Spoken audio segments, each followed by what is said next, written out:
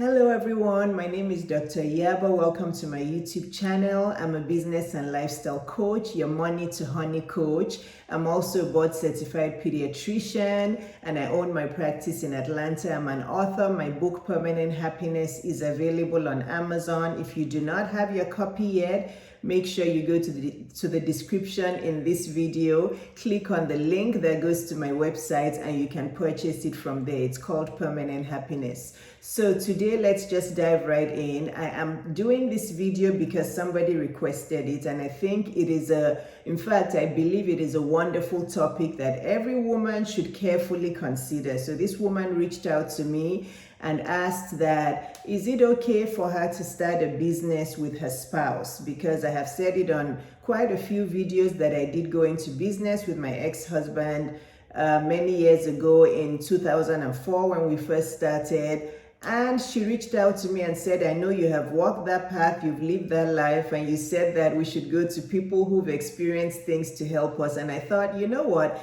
that's a fantastic topic. I'm going to deal with it because there are pros and cons. I'm not going to tell you either way whether to do it or not, whether it's a bad idea or a good idea.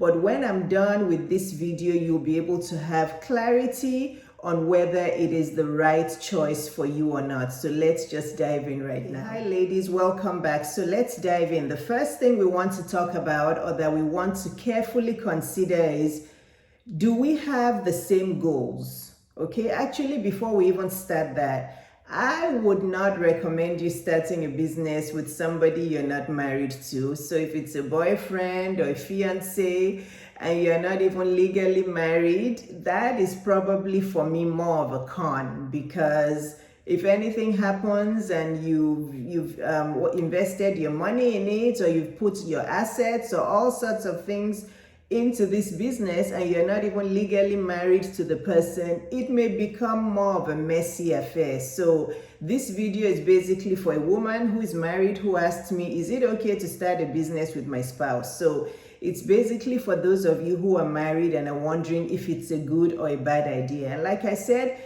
it's neither a clearly cut good idea or a clearly cut bad idea. But like I said, because I have experienced it and gone through, done it before, I can advise you accordingly whether you should do it or not. So what are the goals from this business? Okay, obviously a business is created to make a profit, right? To solve a problem and make a profit. That's what most businesses are set up for. So are you and your husband on the same, let's even start off with that. Do you have the same goals with this business? Okay. What are your goals? You both need to write down your independent goals for this business and see if they even align. So if somebody believes that they want to make a profit, not even just the gross revenue, if they want to make a profit of 100,000 but in the first 2 years, right? And the other person wants to make a profit of 100,000 in the first 6 months. You already see that there's already a misalignment of goals there. So you guys need to sit down and talk about what the reality is, what you both expect. So that is the very first thing. This business that you both want to go into, do you both have the same goals and do you have the same expectations from it, and do those goals align? Because you'll be surprised that people don't even discuss these things, and then one spouse thinks that they should be making a big profit by 6 months. The other one thinks that, you know, they can make a big profit in 2 to 5 years. Then that's the beginning of the problem. So if the goal doesn't happen, then they start arguing, they get at loggerheads. So the first thing is, what are your goals from this business? Okay, how many people there's a lot to consider. How many people do you both plan to hire over the years? All of that, right? So what are the goals from the business? The second thing is, how are you going to divide the responsibilities? This one is really, really important because, you know, you have to consider, how are you going to divide the responsibilities? Do both of you have the same kind of time to put into this business, or are you going to be the one who is going to devote more time to this business and your husband is still going to be doing his job full time, right?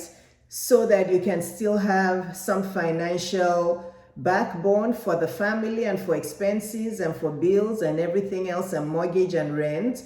So you have to define your responsibilities. You can't just say because you're husband and wife and you're in love, you'll care for each other and it's going to happen. It doesn't happen that way. It doesn't. Okay, so this is why I'm saying it's neither a good or a bad idea. And I'll give you my ultimate conclusion at the end of what I think, but I still want to give you these things. So have you thought about the split responsibilities? Who is going to be responsible for the day-to-day running of this business, for managing the staff, managing the marketing, managing the ins and outs, the money, the numbers? There's many layers to a business. So how are you going to split the responsibilities? That is the second thing you have to consider. So the first thing is, what are your goals? Because that number one thing, if you don't even align on that, then you shouldn't even be doing this business. If somebody thinks they should be making a massive profit in 6 months and the other person thinks the massive profit should come in 5 years, there is already the red flag and the big problem in front of you. Then the second thing is, how are you going to split the responsibilities? Because running a business is not easy. How are you going to split the responsibilities? And have you both written down all the responsibilities of this business and who is going to manage what? And do you realistically have the time? Whoever is managing what, does that person realistically have the time to be able to execute those responsibilities, right? Then the third thing is trust, okay? Trust is the backbone of all relationships, because first of all, you and your husband are married because you trust each other, I hope. First of all, if you don't even trust your husband with basic things like making sure there's no infidelity in the relationship, right? If this is a husband that you don't even quite trust, you're like, is he cheating on me? Does he have something else going on? Why does he hide his phone? I think he may have 2 phones. He comes back late every day. He hides in the bathroom to talk. He doesn't want me around when he's on his laptop. If there's already lack of trust in this marriage, don't go into business with him. This is one that I want to say, because trust is important. You need trust in every relationship, whether it's a business relationship or a personal relationship. So don't think that you can completely divide your marriage life or your love life from this new business you want to do. No, you're just going to compound the problem, stress yourself out, and this is going to be really, really messy. So if you don't trust your husband that you want to go into business with, if you're thinking he's hiding something from you as per the marriage, then don't go into business with him, because you're pouring diesel on the flame, right?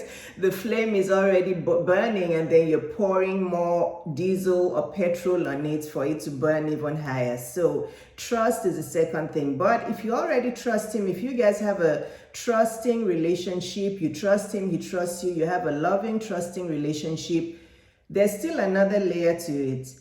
Can you trust each other in this new business you want to go into? Yes, you may be able to trust each other in love and in marriage and in, with your kids and everything else, but this new relationship you're going into, do you think you can trust each other when it comes to business and money, or when it comes to managing staff?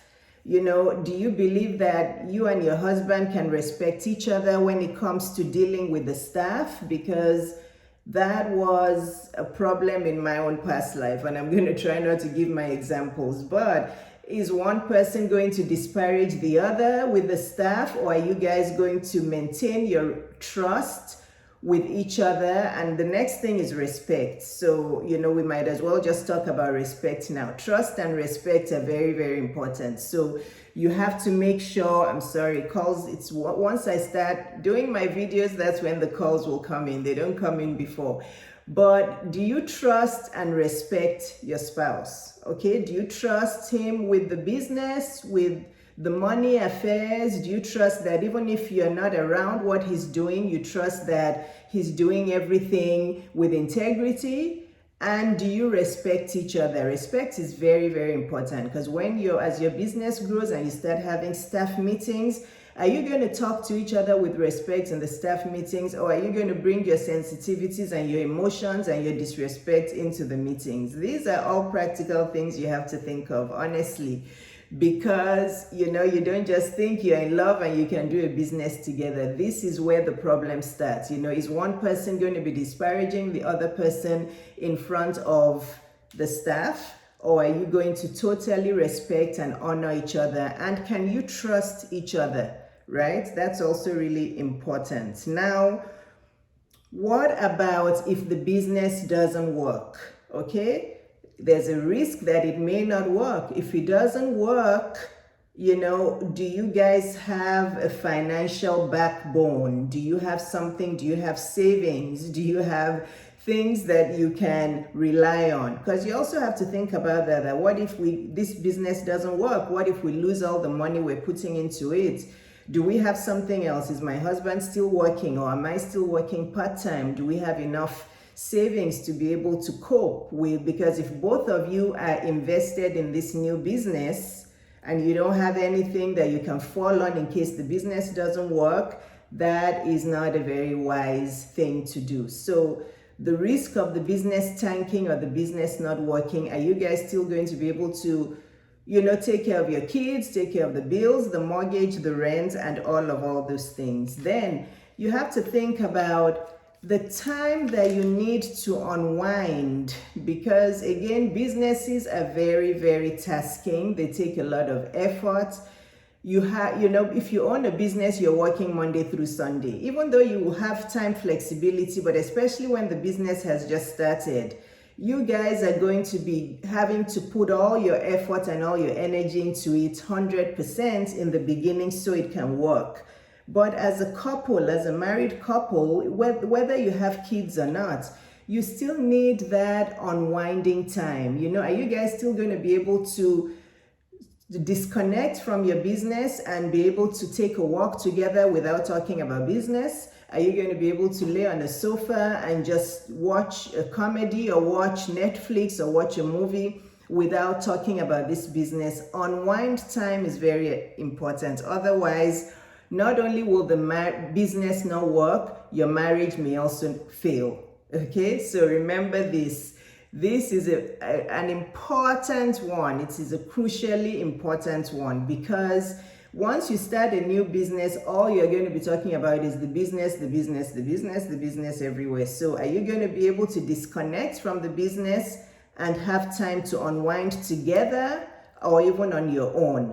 Okay, make sure that this marriage isn't going to spoil your intimacy and your passions and all of those things, which brings me to another point which is related. Your life may become really boring because all you're going to be thinking about, talking about, is this business. Okay, so it may become really boring because you won't have separate things that, so let's say you are a doctor and your husband is into IT or something. Talking about your doctor things to him and his IT things to you is actually very interesting. This is why after I married a doctor and divorced, I promised myself I wasn't going to marry another doctor, because I'm somebody that gets bored easily. I like innovation. I like new things. I like learning new things. So talking about medicine all the time gets to be really boring for me. So this is why I promised myself I wanted to meet somebody, and I wrote it in my journal, and I had prayed to God about it, that please bring me a non-doctor, because I just want some nourishment and some new discussions and conversations. So if you're both focused on this business, is that all you're going to be discussing? Because it will get boring, it will wear you out, you will not have time to unwind, and it may start to affect your intimacy. Don't forget that. Over time, it may affect your intimacy, because there just won't be that mystery anymore. There won't be that unwinding time, sexy time, fun time, play time anymore. All you'll both be focused on is the business, the money, the marketing. How do we get clients? How do we do this? And that may strain your marriage, and it may also affect your intimacy and your sex. So I'm telling you practical points now. These are things to really consider. If you start a business and your husband is still working his job, or your husband has another business that is different from yours, you have fun things to talk about, right? You have different things to talk about. Your business is different from his business. It's fun, it's mysterious. There's some things you don't know. But if you're both focused, if you're both looking into that same pot of stew, that's all you're saying. But if you have, a stew here with fish, I don't know, this is this terrible, terrible, what's it called, analogy or explanation. But if you're looking into a pot of fish and he's looking into a pot of beef stew, there are different things you're looking into. You have different perspectives. When you start talking about fish or beef, there's still some fun. But if you're both focused on the same thing, life does get boring. So consider how it's going to affect your unwind time, your fun time, your intimacy time. Think about that, because that's really important. And you may just be discussing it all the time. How are you going to create boundaries for yourself, where you're going to tell each other that, okay, we're going to talk about the business from this time to this time, and from this time to that time, we're just going to talk about fun things, or read a book, or go for a walk, or do other things. You have to plan all these things beforehand. Otherwise, you're going to be at loggerheads, and your life will get stressful and boring because you're both focused on this same business. And also you have to take care of your romantic life, because if you lose the romance and you lose the excitement and the mystery and the fun and the playfulness in your marriage, there goes your marriage down there. Or you are at a staff meeting and you disparage your husband in front of the staff, or vice versa, he does that. There come the anger, the hurt, the pain. You get home, you're still angry, you're talking about it. Or you get in the car, you're like, why did you talk to me like that in front of the staff? Why did you? That's another thing, and then let's say your business is outside the home. Are you going to be driving together to work, or are you going to be driving separately to work? If you're together all the time, doing things together, working on this. I mean, it's fine to do things together if it's fun things. Honestly, if it's fun things, it's totally fine. But if you're together all the time, talking about business, doing work together, commuting to work together, talking about work at work, commuting back home, talking about work in the car, you get home at the dinner table, work, your marriage will get strained, and it may lead to bad outcomes like divorce. So be very, very careful. What does extended family think about it? This one, you may think it's a minor point, but I don't want to make it too minor, because the person who reached out to me said she knows that I've had this experience and she wants to hear what I feel about it. That was one of my problems also, because what does extended family think about it? Honestly, I don't feel like my ex's side liked the fact that we were in business together. I don't think so, because of all the things that were happening. Okay, so what does extended family think about it, and how is the other spouse, the other partner, going to protect the other person from what the extended family thinks about it? This is important depending on how the relationship of your husband or wife with their family, right? And who they're listening to. If you have a husband who listens to his mom or dad about everything, about business and family and everything, and they're poking their nose into the business, it's just going to create a mess, and you're going to be fighting and arguing all the time. So what does extended family, parents, aunties, uncles, family that are extended but they're still kind of connected? Okay, we always think extended family will not come into our families to bother us, but they do, depending on the husband or the wife's relationship with them, how close they are to them, and how much they listen to them and make them, a fixture in their home. So think about that too. What does either person's extended family think about this business? So These are the things to consider. Do you have the same goals? Are you going to trust and respect each other through do you have the same goals for the business? Are you going to trust and respect each other through all the workings of this business? What is each other's responsibilities? Are they clearly defined? How are you going to manage time to unwind, fun time, relaxation time, and all of that? What are you going to do if the business tanks? If it doesn't make it, what are you both going to do? How is it going to affect your intimacy and your sex life? Are you going to have boundaries around discussing it all the time? Because if you don't, you'll find yourself discussing it 24/7, even dreaming about it when you're sleeping. And then lastly, what does extended family on both sides think about it? So these are the things for me that you have to consider if you don't want your marriage to fail and to split because of a business, because it happens all the time. My parents were in business together. I only honestly heard them fight one time, and it wasn't even about business. So they did manage it quite well from what I could see and what I could perceive.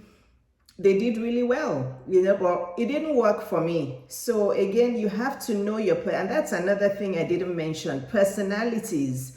You have to know your personalities, okay? Somebody may be very, very driven, very, very hardworking, it's a go-getter, wants to do things 1, 2, 3, 4, 5 and get it done. The other person may be more laid back. This was a problem that I had. You guys already know that I'm a go-getter, I'm very driven, I'm hardworking, I'm focused, I'm very self-disciplined. However, not everybody's like that. So do you understand each other's personalities? Your husband, more of a laid-back person. He wants to just do things easily and not be so 1, 2, 3, 4, 5, or you want to do 1, 2, 3.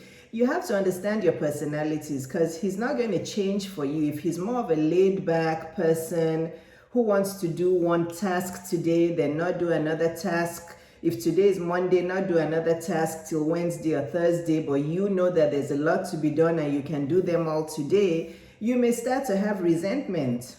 Okay, that why am I the ones always going with it, but you just want to take your time with it? So as you can see, these are all the things to consider. So because of all these things, and again, because of my experience, because again, we advise people based on our experience, I will advise you to avoid it.